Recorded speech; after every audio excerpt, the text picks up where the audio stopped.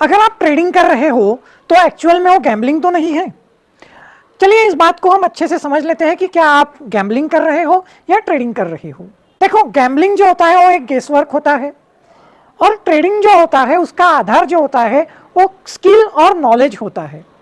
अगर आप बिना स्किल डेवलप किए हुए, बिना नॉलेज प्राप्त किए हुए ट्रेडिंग कर रहे हो, अपना नॉलेज अपग्रेड नहीं कर रहे हो, तो आप ट्रेडर नहीं गैम्बलर हो, क्योंकि आप गेस वर्क पे ज़्यादा डिपेंड कर रहे हो। तो गैम्बलिंग क्या है? अनिश्चित परिणाम या घटना पे दाव लगाना।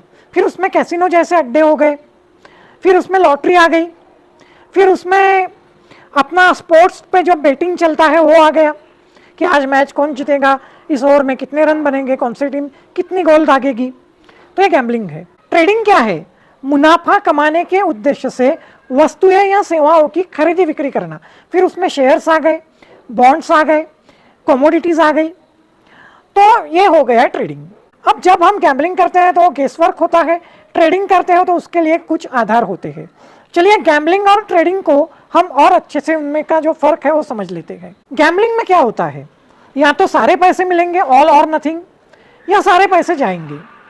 ट्रेडिंग में क्या होता है? ट्रेडिंग में आप रिस्क मैनेज करते हो। अगर आप ट्रेडर हो तो आपकी रिस्क फिक्स होती है 2%, 3%, 1%, वॉटएवर। लेकिन गैम्बलिंग में रिस्क फिक्स नहीं होती। गैम्बलिंग में कोई नया प्रोडक्शन नहीं होता। क्रिकेट के मैच में अगर आप गैम्बल कर रहे हो, बेट लगा रहे हो, उसमें नया प्रोडक्शन नहीं है। लेकिन अगर आप भारतीय एयरटेल का शेयर खरीद रहे हो तो टेलीकॉम सर्विसेज दे रही है। अगर आप टाटा स्टील का शेयर खरीद रहे हो तो उसमें कोई उद्योग चल रहा है, स्टील का प्रोडक्शन हो रहा है, तो उसमें प्रोडक्शन होता है। और गैम्बलिंग की आप प्रैक्टिस नहीं कर सकते, लेकिन ट्रेडिंग की आप प्रैक्टिस कर सकते हो, और प्रैक्टिस करके अपनी जो स्किल है उन्हें डेवलप कर सकते हो। तो आपको ये चेक करना है दोस्तों कि आप कितना बेस वर्क कर रहे हो और कितना स्टडी बेस्ड ट्रेडिंग कर रहे हो। आपका ट्रेडिंग मोमेंट्री है क्या, ये भी आपको देखना है। ट्रेडिंग में एक लॉन्ग टर्म का विजन भी होता है। आपका ट्रेडिंग मोमेंट्री है क्या, ये भी आपको देखना होता है। ट्रेडिंग में एक लॉन्ग टर्म विजन भी होता है, इसकी बात भी हम करेंगे। ये भी देखना है कि आपका ऑल और नथिंग एटीट्यूड है, आप सारे पैसे एक ही दिन में गंवा देते हो, या आपका प्लान ट्रेडिंग होता है, रिस्क मैनेज की हुई होती है। फिर आपको ये भी देखना है कि क्या आपने आपकी स्ट्रेटेजीज की प्रैक्टिस की है।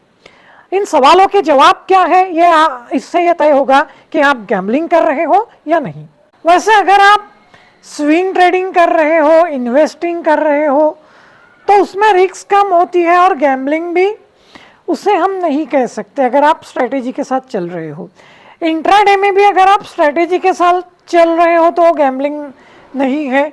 लेकिन आप इंट्राडे को गैम्बलिंग क्यों बना देते हो, इसकी बात हम यहाँ करेंगे।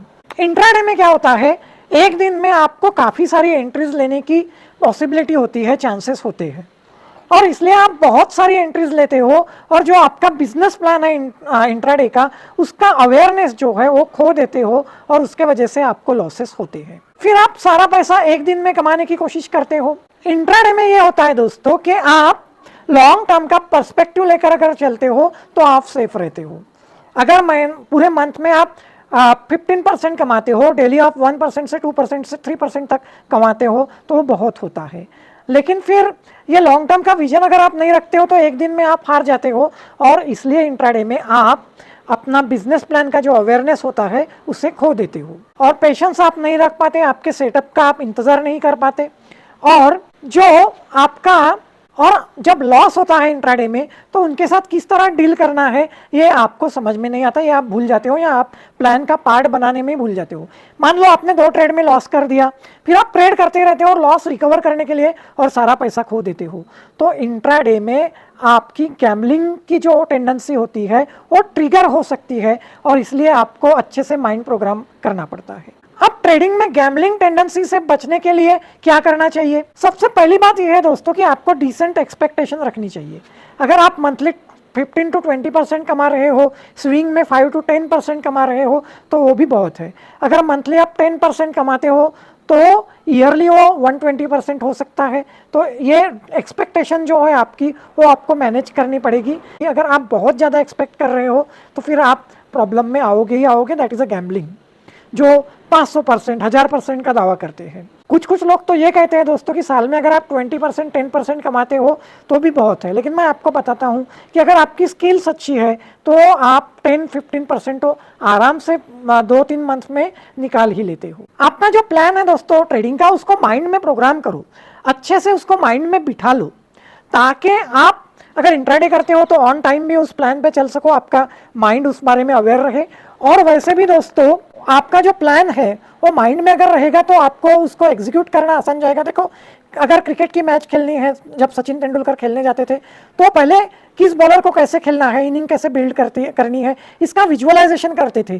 तो यही टेक्निक आप भी अपना सकते हो। स्टडी के आधार पर जो आपने प्लान बनाया है उसको अच्छे से विजुअलाइज कर सकते हो और उसको कैसे एग्जीक्यूट करना है यह तय भी कर सकते हो। दोस्तों डायरेक्टली आप पैसे कमाने की मत सोचो, जो कुछ भी आपका प्लान है उसको एग्जीक्यूट करने की आप पहले प्रैक्टिस करो। बहुत कम कैपिटल से ये प्रैक्टिस आप कर सकते हो। स्विंग में 10,000 कैपिटल काफ़ी है प्रैक्टिस के लिए, इंट्राडे में तो आप 2,000 से भी प्रैक्टिस कर सकते हो। तो आप प्रैक्टिस करो, और प्रैक्टिस ट्रेडिंग की मत करो, मतलब यहाँ खरीदा वहाँ बाय किया, नो। प्रैक्टिस के पहले आप ट्रेडिंग प्लान लिखो, स्ट्रेटेजी लिखो और वो स्ट्रेटेजी एग्जीक्यूट करने की प्रैक्टिस करो। और एक बात याद रखना दोस्तों, ट्रेडिंग में क्या इंपॉर्टेंट है सबसे, लॉसेस में कैसे रुकना है, लॉसेस के साथ कैसे डील करना है, ये तय करना।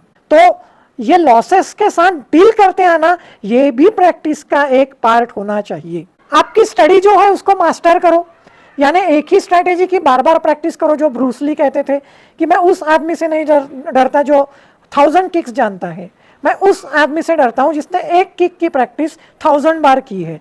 तो आप इस तरह स्ट्रेटेजी मास्टर करो, एक स्ट्रेटेजी की प्रैक्टिस बहुत बार करो और नॉलेज अपग्रेड करो, नई बातें जो है वो सीखते रहो। और जो दोस्तों ट्रेडिंग में स्ट्रेंथ टू स्ट्रेंथ आगे बढ़ो, यानी एकदम बड़ा कैपिटल लेके ट्रेडिंग में मत आओ, छोटा कैपिटल लेके आओ और फिर उसको बड़ा बनाते बनाते बड़े हो जाओ, आगे बढ़ते चले जाओ। ये टेक्निक है दोस्तों कि जिससे आप गैम्बलिंग से बच सकते हो। होपफुली आपको एक इन्फॉर्मेशन काम में आएंगी। फिर मिलेंगे अगले वीडियो में। Thank you.